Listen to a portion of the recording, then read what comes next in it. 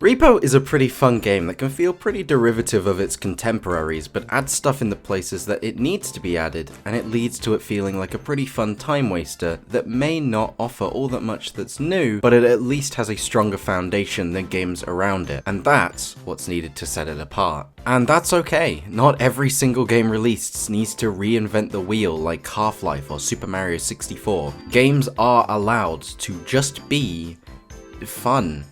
Isn't that right, Aaron? What are you doing in my house?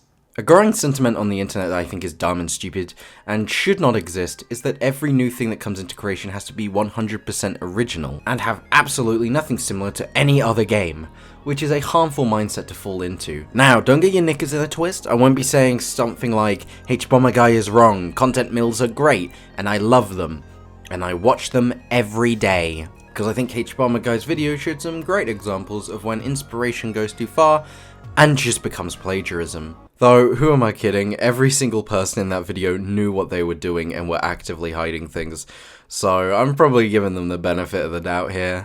However, due to the release of that video, I also think that everyone is trying way too fucking hard to be original, to the point where they're unable to accept games that are allowed to be inspired by other people's work. So, just to get to the bullshit, everything is inspired by something else. Nothing is well and truly original, and as long as you take an idea and try to do a unique spin with it, you're cool in my books. Now, let's finally talk a funny southern robot game where you can get killed by a lady with swords for hands. I got this game for me and my buddy Water back in March, but it wasn't until May when we finally gave the little game a go. And I'm glad I did, because it's a fairly enjoyable little game. It's by no means anything groundbreaking, but it is really fun, and I found myself losing more time than I'm willing to admit playing it. Despite the joke I made literally a second ago, I've only played the game for 11 hours at the time of writing, and I've had a fun old time, but that's nowhere near enough time to give it a real in-depth review, so I recommend giving the game a go, because you might come out of this video and play it and have a different opinion, and you know what? That's fair, you know? You might like it, but you might not, and you just gotta accept that. I'm just like winging it. Can you tell? Yeah. So TLDR, don't take what I'm saying seriously. At the end of the day, I've played this game for 11 hours, and you may have a different opinion to me, and that's fine.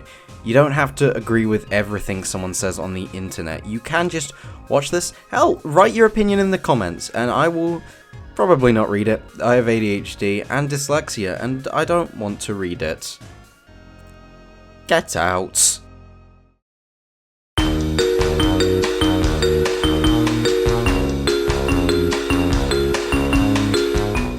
Presentation, soundtrack, voice acting, these could all be flawless, but unless your game has some pretty good gameplay to boot, you might find yourself being a mediocre game. Luckily, Repo is pretty fun. I'm not gonna act like it's the second coming of Christ, because at the end of the day, it is just Lethal Company again, but this time, you can relive the horrors of attempting to lift a sofa down your grandma's stairs and accidentally breaking the banisters. You know, I think that reference might have been a little bit too specific. But whilst the game is very blatantly a Lethal Company clone, it really does set itself apart with the execution of the core concept. Whilst yes, on paper, it's pretty much the same, it doesn't feel the same to play. I mean, for starters, the lobby is bigger, with up to 6 players being allowed to play together. This means that you can find yourself sticking in a herd and not taking as many risks as Lethal. For some that might be seen as a negative, but for me personally, I play Lethal to spend time with my friends and download mods, so I'm able to play with 6 of them already, so having vanilla lobbies that are big right off the bat is a win, at least in my books. And my books are always right! But another gameplay aspect that I think separates it from Lethal are the use of physics. See, in Lethal you can pick up an item and it just enters your inventory, and I'm fine with that. It's not anything particularly exciting or something to write home about. Meanwhile, Repo's entire gameplay loop is built upon carrying large, clumsy, and very breakable items through cramped enclosed rooms whilst a scary monster is chasing you with a knife. Oh no, a white woman. I want to talk about the atmosphere more in depth in the presentation section, but just to touch on it a little bit now, since it does work into the point I want to make with the gameplay, but the tension is really well built up from the design of the maps. The physics feel really good and strong, right up until you get a really heavy item in which all that goes out the window, and you find yourself struggling for your life through a bunch of rooms which all look the same. And this helps build tension, as you worry there could be something around every corner. Each item is so pathetically weak that you do find yourself wishing that nothing will be around the corner, and this builds a sense of relief when you finally make it back to the truck and are able to go to the shop finally. This is where you buy most of the new items for the next go-throughs, because I do like how as you get more money, you progress and are able to pay for more and more in the shop. And whilst this should make it easier in later levels, as you progress the game does get harder and harder, more enemies spawning, and you have checkpoints you need to go through which lengthen the level even more. It doesn't scale the difficulty up, but it's a lot easier to survive when you only have to grab a few things and dip. It's harder due to the length. Now, if you're an avid viewer of the channel, then you're probably typing out your comments about the online mode. So let's finally talk about it. No! I didn't play it for this video, and I've got no intention of playing a game where everyone will be out to create #funny moments instead of playing the game. Overall, whilst Repo's gameplay doesn't completely invent a brand new gameplay style, it builds effectively on what came before with the other Lethal likes, and provides a different, more refined gameplay experience because of it, making it one of the most replayable and fun games I've played in a good long while.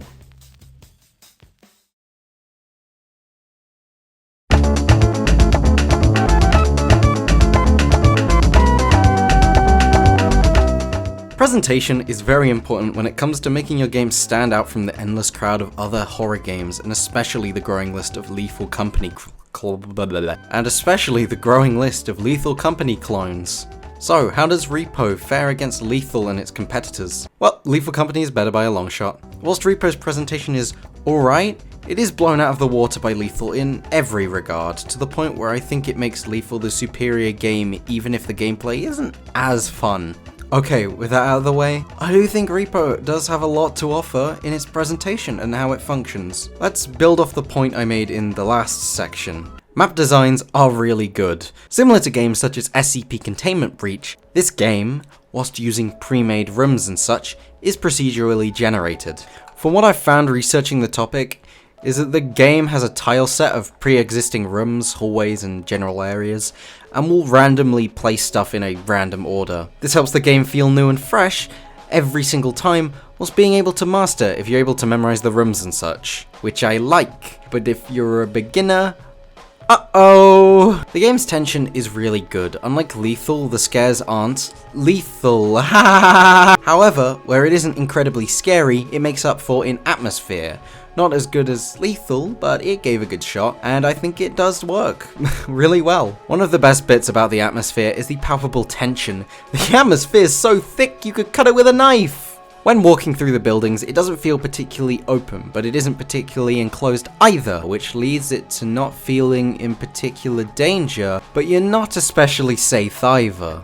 This doesn't change much when you're lifting small items through the building, as, well, they're small items, they're not going to change your life or anything. This changes crucially with the arrival of bigger, more heavier items. As I mentioned before in the gameplay section, some items can be beefy and are extremely difficult to carry through the building and will take multiple people to pick the fucking thing up.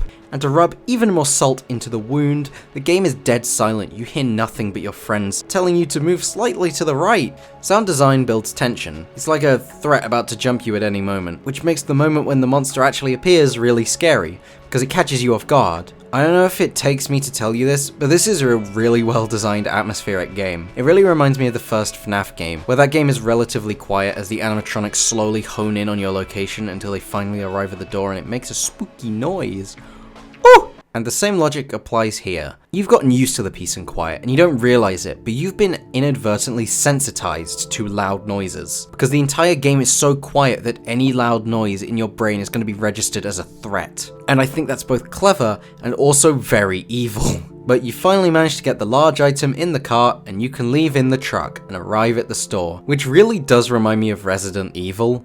Unlike the main game's more darker and spookier areas, the shop is lit up brightly, sunlight breaking through the windows. It has an almost liminal space sort of vibe, if you get what I mean. Like, the way that the sun is lighting the room through the windows feels like a hazy nostalgic memory, which is kind of strange for a shop of all places, But the goal of this area is to feel safe, and what's more safe than a nostalgic memory? Let's talk about voice chat, specifically the text-to-speech. I love the text-to-speech. It means I'm able to behave like a 5-year-old without having to actually say any of this terrible stuff out loud. I hope we get to go to the new map. Then goes talking to the air.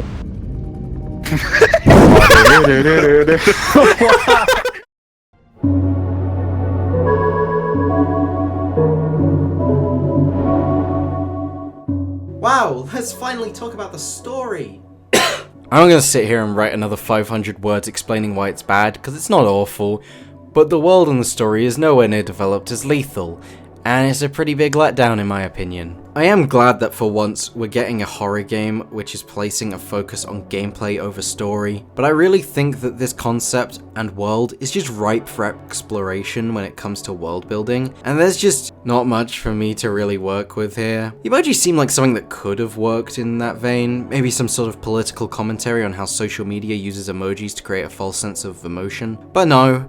It's just there for brand recognition, which is fair, but I do enjoy when creatives use the constraints they put themselves in and do some genuinely creative stuff, and this just feels like a missed opportunity. There could have been more done with it. Overall, it's fine. It means we get to go from level to level, and the focus is absolutely the gameplay and general presentation, and I think it does a good job on those fronts, so I guess it succeeds at what it's aiming for. Still, I'm just disappointed because of so much missed potential, you know?